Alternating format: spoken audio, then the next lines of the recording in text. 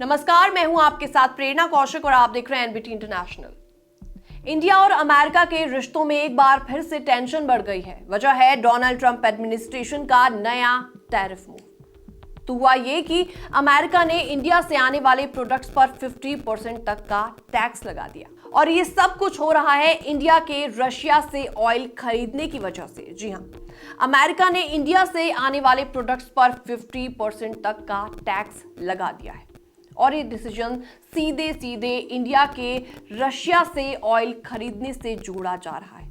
अब जरा सोच के देखिए ये कदम कितना बड़ा है।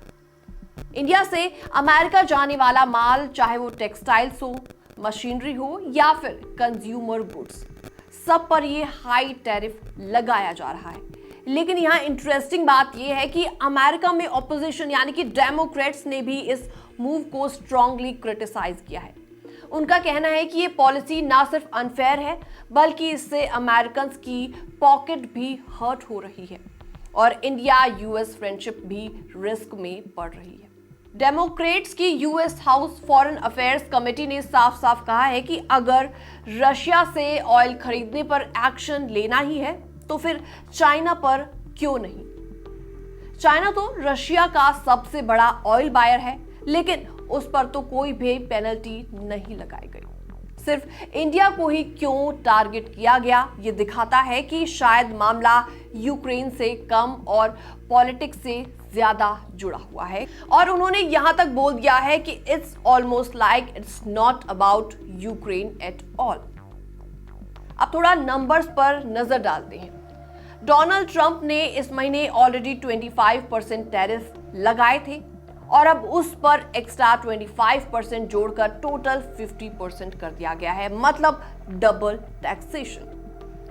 इंडियन गवर्नमेंट का एस्टिमेट है कि इससे करीबन $48.2 बिलियन वर्थ एक्सपोर्ट प्रभावित होंगे और इसका मतलब ये है कि इंडिया से यूएस जाने वाला बहुत बड़ा हिस्सा अब कमर्शियली वायबल नहीं होगा। तो इसका सीधा सीधा असर क्या होगा, अब ये भी जान लीजिए। तो इससे इंडियन एक्सपोर्टर्स को नुकसान होगा, यूएस में इंडियन प्रोडक्ट्स की कीमतें बढ़ जाएंगी और अमेरिकन्स की पॉकेट पर इससे सीधा सीधा असर पड़ेगा। यानी कि जिस स्टेप से रशिया को प्रेशर में लाना था उससे एक्चुअली अमेरिकन्स और इंडियंस दोनों हर्ट हो रहे हैं। अब सवाल यहां पर यह उठता है कि इंडिया का रिएक्शन इस पर क्या है। पीएम नरेंद्र मोदी ने साफ साफ इस पर बोल दिया है कि इंडिया प्रेशर में नहीं झुकने वाला। चाहे टैरिफ्स कितने भी क्यों ना बढ़ जाएं, इंडिया अपनी नेशनल इंटरेस्ट से कॉम्प्रोमाइज बिल्कुल भी नहीं करने वाला। हाँ, थोड़ी राहत ये है कि कुछ सेक्टर्स को एग्जेम्पशन दिया गया है। फार्मा और इलेक्ट्रॉनिक गुड्स जैसे सेक्टर्स को अभी इन एक्स्ट्रा टैरिफ से छूट मिली हुई है।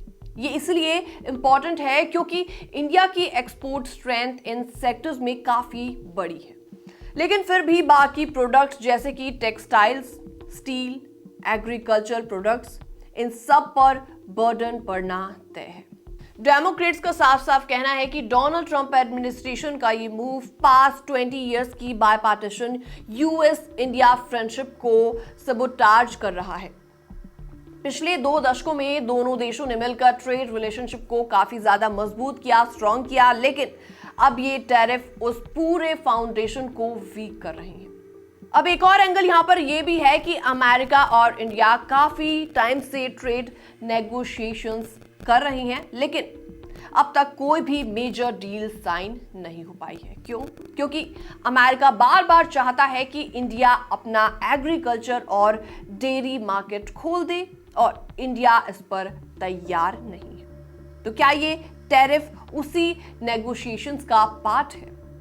क्या डोनाल्ड ट्रंप इंडिया को दबाव में लाकर एक बड़ा ट्रेड डील करना चाहते हैं, या फिर ये सिर्फ पॉलिटिक्स है जहां चाइना को बख्शा गया और इंडिया को पूरी तरीके से टारगेट किया गया? ये सवाल अब अमेरिकन मीडिया में भी उठने लगा है। न्यूयॉर्क टाइम्स ने भी अपनी एक रिपोर्ट में कहा कि ये शायद सबसे कंफ्यूजिंग पॉलिसी आउटकम है। अब इमेजिन कीजिए, चाइना रशिया से ह्यूज डिस्काउंट्स पर ऑयल खरीद रहा है लेकिन उस पर कोई पेनल्टी नहीं। वहीं इंडिया कंपैरेटिवली कम ऑयल खरीदता है, उसे 50% टैरिफ झेलना पड़ रहा है। ये काफी ज्यादा अजीब बात है। फिलहाल इस रिपोर्ट को देखने के बाद आपका क्या रिएक्शन है, आपके क्या विचार हैं? कमेंट सेक्शन में आप अपनी राय रख सकते हैं। बाकी तमाम अपडेट्स के लिए बने रहिए एनबीटी इंटरनेशनल के साथ।